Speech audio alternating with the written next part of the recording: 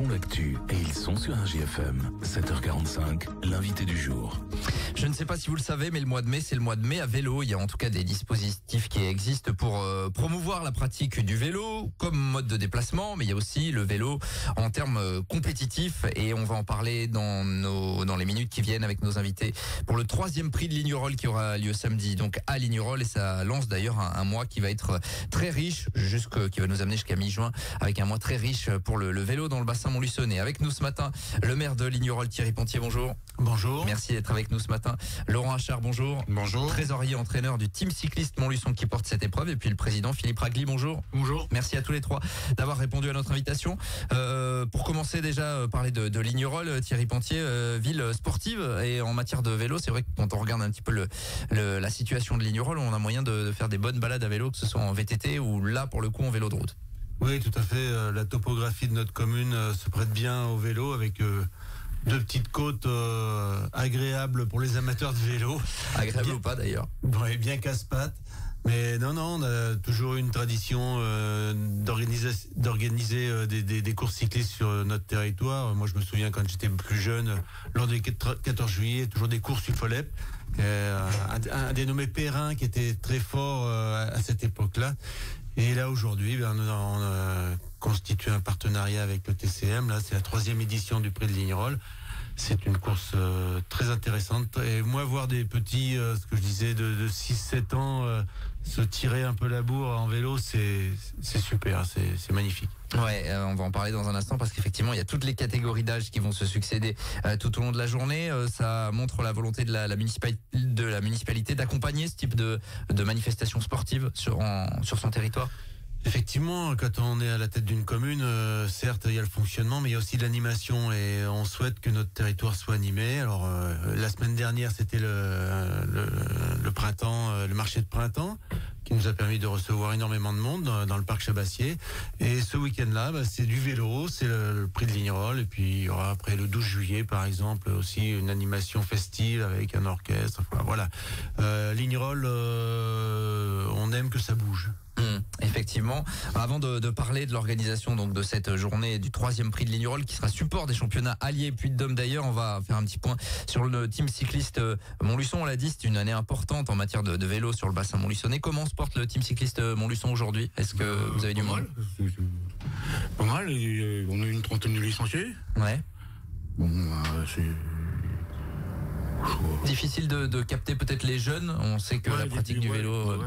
Difficile, parce qu'on n'a pas trop de jeunes qui viennent s'inscrire. Mais bon, sur Montluçon, il y a peut-être un petit peu trop de clubs de vélo. Effectivement, il y en a beaucoup qu'on connaît ici. Oui. Effectivement, bon après les aléas évidemment de la vie associative font que tout cela se dispatche un petit peu. 3e prix de Lignerolles, donc expliquez-nous en quoi consiste. Alors il va y avoir plusieurs épreuves, mais support des championnats alliés Puy-de-Dôme. Expliquez-nous, Laurent Achard, en quoi ça va consister en fait. Oui, alors c'est les comités d'alliés du Puy-de-Dôme qui nous ont sollicité pour pouvoir attribuer les titres de champions départementaux. Donc à partir des U17, puisque sur les écoles de vélo qui sont de U7 jusqu'à U15, ça se fait avec des épreuves, plusieurs épreuves sur la journée. Alors nous on en a 2 pour les écoles de vélo, puisqu'on a les sprints et la course sur route, mais vient se greffer en général en plus des jeux d'adresse et du cyclocross. Mais si on faisait tout ça, ça veut dire que la journée n'est plus assez longue, quoi. Ouais, bien sûr. Il aurait fallu qu'une journée fasse 48 heures et ça c'est compliqué. Vous avez demandé une dérogation, mais ça n'existe pas.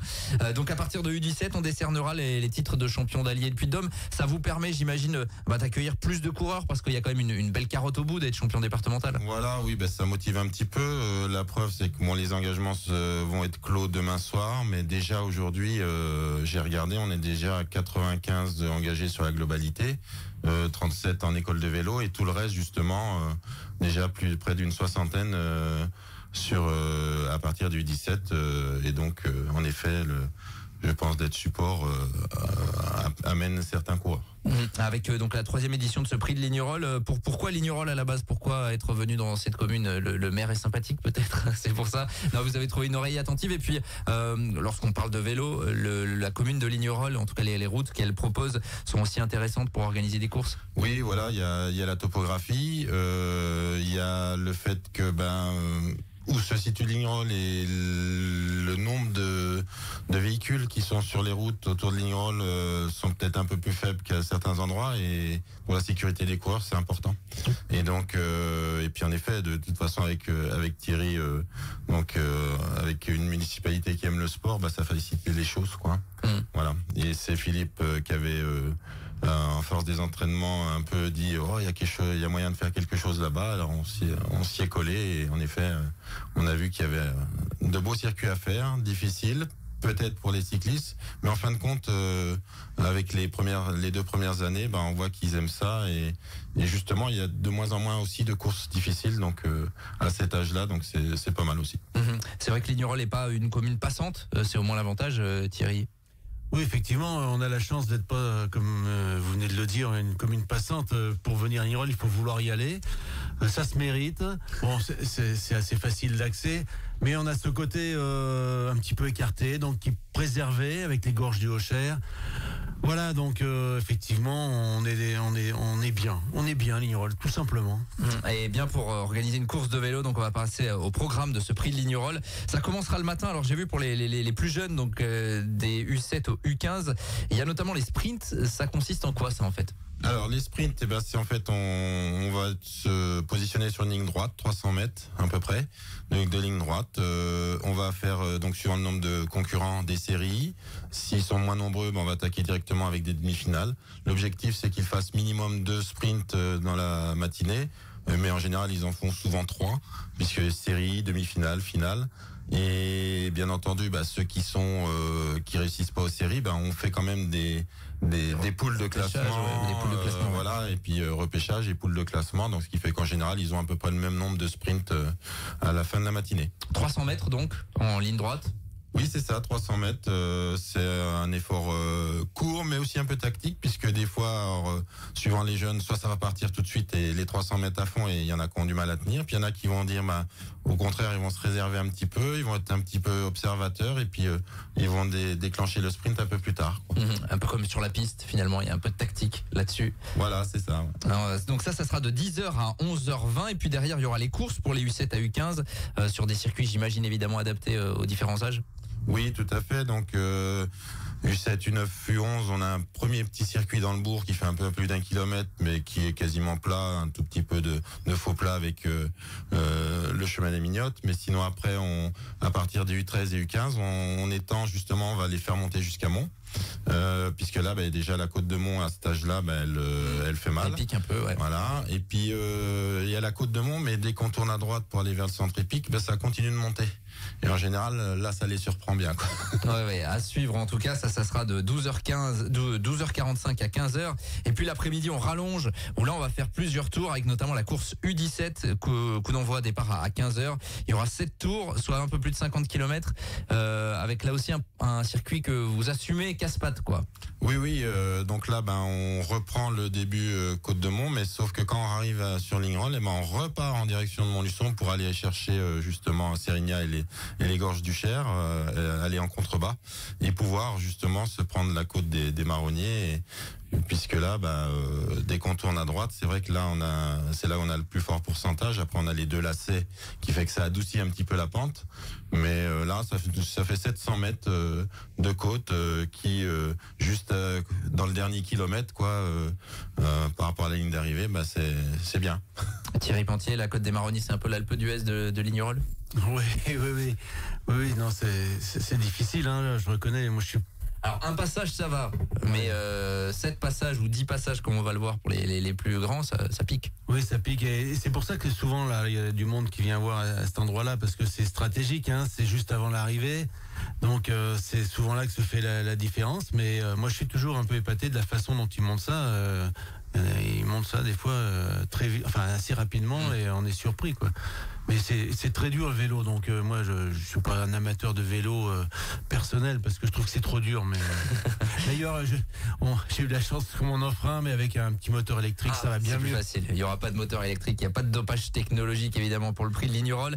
Et puis donc la principale épreuve, coup d'envoi à 16h30 pour les U19, les Open 3 et Access. Ça veut dire que là on aura des seniors véritablement. Où là on va faire 10 tours et on le disait tout à l'heure hors antenne, en termes de dénivelé, on approche des 1000 mètres sur 70 km, ça commence à peser. Oui, c'est ça, puisque ça fait 94 mètres de dénivelé autour, donc avec 10 tours, on sera à 940 mètres, donc c'est ça pas mal. Et en effet, comme c'est que sur 70 km, si on doublait, par exemple, si on veut une comparaison par rapport avec des classiques pro où ils montent à 140 ou 200 ou même 200 km, c'est 3 fois plus, donc ça veut dire que ça ferait du 3000 mètres de dénivelé, quoi.